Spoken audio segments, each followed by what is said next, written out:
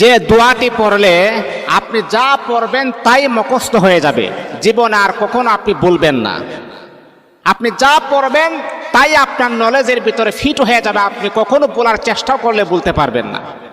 ইমামে আজম রহমাতুল্লাহ আলাই বলেন, আমি যখন প্রায় সময় ম্যাক্সিমাম সময় যখন এই দোয়াটা যখন আমি পড়ি, আল্লাহ পাক রব্বুল আলামিন দোয়ার বদলতে আমাকে এমন ব্রেন, এমন শক্তি আর এমন ফখর আমার আল্লাহ দান করেছেন, আমি যা পড়ি একবার আমি বলতে পারি না।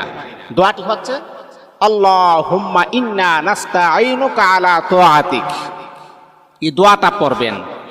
আপনার সন্তানের স্মরণ শক্তি খুবই দুর্বল, কম, তাহলে মা বোনদেরকে আমি দৃষ্টি আকর্ষণ করে বলি, বাবাদেরকে বলি, আপনার সন্তানকে দোয়াটা 7 বার পরে মাথার মাঝে আপনি ফু দেন, অথবা 1 গ্লাস পানির মাঝে ফু দিয়ে বলেন পানিটা খাবার জন্যে। দেখবেন আল্লাহ পাক রব্বুল আলামিন আপনার সন্তানের মেধা